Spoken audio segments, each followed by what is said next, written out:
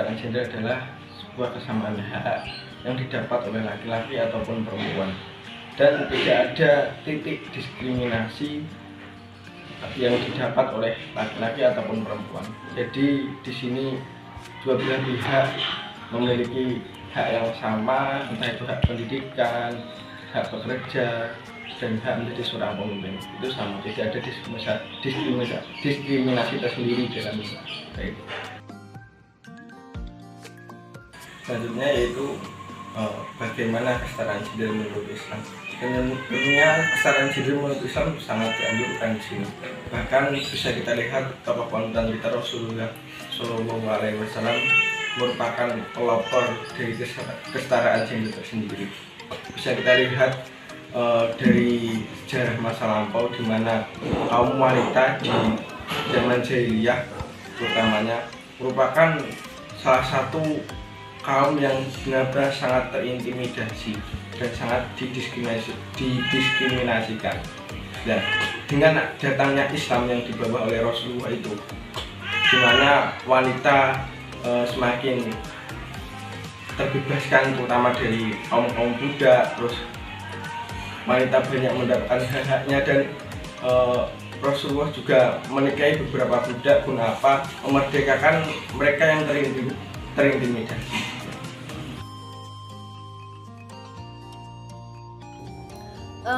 Kesetaraan gender penting nggak? Menurut saya pribadi penting banget. Mengapa? Karena menurut saya di kalangan masyarakat diskriminasi berdasarkan gender itu masih banyak terjadi. Hal ini dikarenakan masih adanya budaya patriarki di mana pemegang kekuasaan utama itu di tangan laki-laki.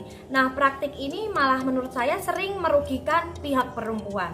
Sedangkan menurut Kementerian Pemberdayaan Perempuan dan Anak, kesetaraan gender itu dapat memperkuat negara untuk berkembang, mengurangi kemiskinan, dan dapat juga untuk memerintah secara efektif. Jadi, kesetaraan gender penting banget.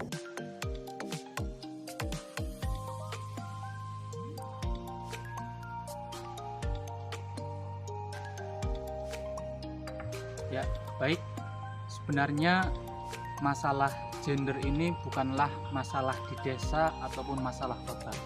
Karena gender ini merupakan sifatnya adalah universal, global. Jadi tidak pandang apakah di desa pun di kota.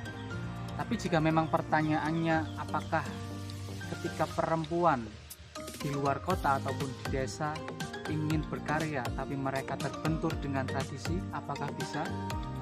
Saya mungkin punya jawaban alternatif, dan ini sifatnya mungkin sharing ya teman-teman semuanya.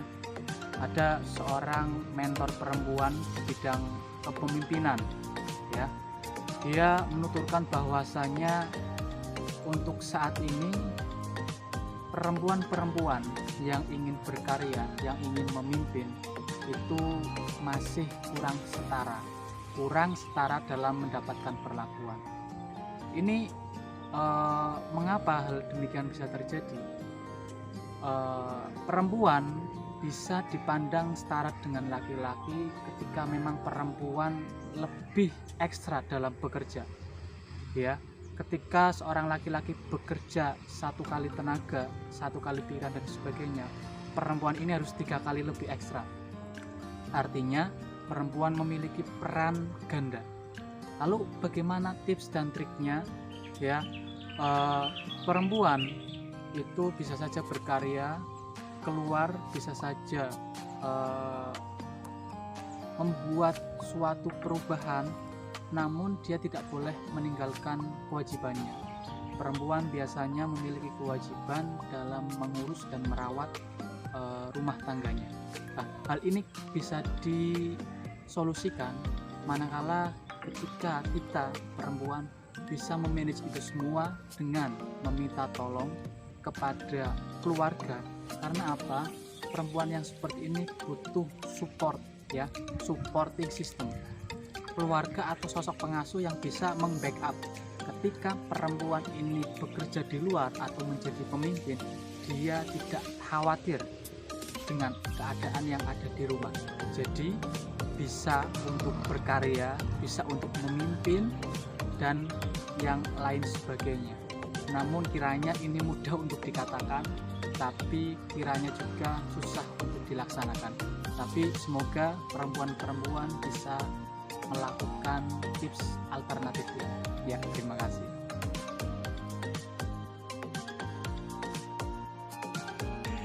Jadi menurut saya ya Mas, menurut saya itu ya sebuah kemajuan bagi seorang wanita.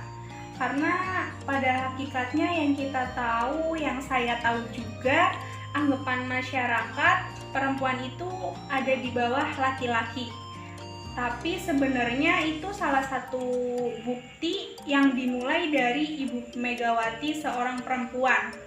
Presiden perempuan juga, presiden perempuan pertama juga yang memimpin Indonesia, yang berani memimpin sebuah negara yang besar, dan seharusnya itu adalah sebuah pemicu untuk saya dan untuk perempuan-perempuan di luar sana, perempuan-perempuan di zaman sekarang, yang bagaimana perempuan itu harus setara dengan laki-laki.